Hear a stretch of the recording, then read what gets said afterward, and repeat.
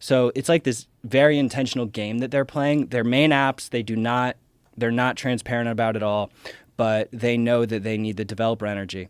So, I think that they should just do it. And the great thing, even though the Twitter algorithm's not, there yet, I think that Elon is, when I saw that happening, I would just like, finally, it's like one of the big guys dipped their toe in the water. But it really has to be someone like Elon, who's eccentric and insanely wealthy, who's willing to go out on a limb for $44 billion and overpay for a company and then sort of like fucking throw it upside down. But it's working. It's working. And it's, besides all the people that like publicly decried that they were done, like that's not real. Like the reality is like that's not really that important. The real important stuff is the mass amounts of humans that are constantly sharing information. And that seems to have gone up. Yeah, I think that Elon also just changed the way that the billionaires act. Like, before him, who's another billionaire that shitposts memes? Nobody. I mean, don't underestimate, and I know you don't, but the fact that he did that, I think it sort of paves the way for other people up on his level to start being more real. You think so? I hope so. I think most of them are cowards, and they just don't have the courage to like be that wild and just really post things they think are funny. Like when for me, my favorite one ever was the Bill Gates one, when he posted the photo of Bill Gates next to a pregnant man emoji, and it's like, if you ever want to lose a boner real fast. And he has a specific beef with Bill Gates because he's shorting Tesla stock. Yeah. But yeah, exactly. I mean, they should. It's good for people like real things. People don't like fake things. Mm-hmm. Like they should, even if they were being sketchy and like manipulative about it, like they should be acting real because that's what people like. I saw Bezos tweeting.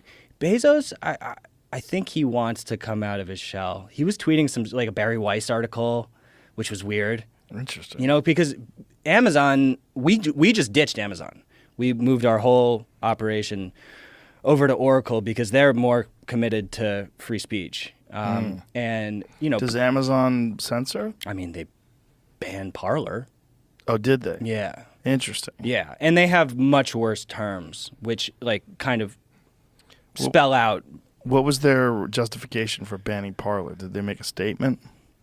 It was all around the Jan 6 stuff and, extremism type reasons. And meanwhile, all that content is on Facebook and certainly on other platforms that were on AWS. So do you think that that's just sort of like a PR move to ban Parler? Partially. I don't know all the specifics of, the back and forth between them. And I don't know if they were given warning or the ability. Right. But the thing is, even if they were, it's like what Amazon would have been at, take down this content or you're going to have to leave. That would be violating what they were trying to do with free speech, which, because there's a group of companies now that are like pro free speech platforms, which are gaining dominance. It's awesome. You got Rumble, you've got Parler, you've got Minds, you've got, there's a bunch of them. But unfortunately, the waters get muddied because, Rumble uses Google Analytics. They are totally closed source. They don't. So they're doing some of the speech stuff right, which is absolutely essential. And so again, it's a huge step in the right direction. I actually had a back and forth with Chris, their CEO, and he said that he would be open to some open source stuff. Except he's been icing me on a couple of emails recently. So he's probably busy though, no? Oh, he's very busy. But I think that this open source issue needs to be honed on. We can't just let the next wave of free speech companies be doing all the same shit that big tech was doing on the technological end. We can't just let them keep doing the surveillance, keep doing the secrecy. We're not moving forward if that is where we ultimately end up. So,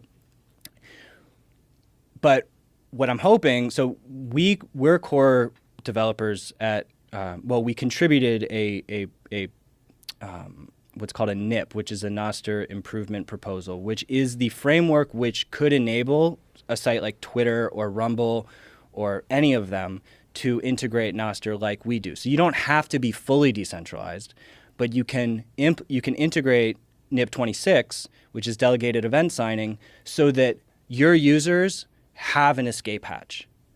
And that's really all people want. People are going to keep using Twitter just because a fully decentralized option exists. Doesn't mean people are going to stop using Twitter. And I feel like that's kind of what Elon has in his head, because Nostr was on the. Remember when like a couple months ago, Twitter came out with this policy like we're banning links to Instagram, Facebook, and Mastodon, and then they rolled it back.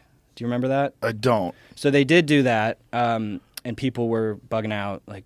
Of course. And so they rolled back the policy. They said, okay, we're not going to do that. Nostr was actually on that list. So they're aware of this system, but I think that they're thinking about it the wrong way, because the there's a fully pure Nostr client called Damus, which is super nice, and it's a great option, but fully decentralized options don't have a ton of functionality. They don't have the notifications. They don't have a lot of the discoverability of stuff. There's serious limitations with fully decentralized stuff that's never going to be able to compete with more of like a centralized option where you can do all this fancy data processing and whatnot.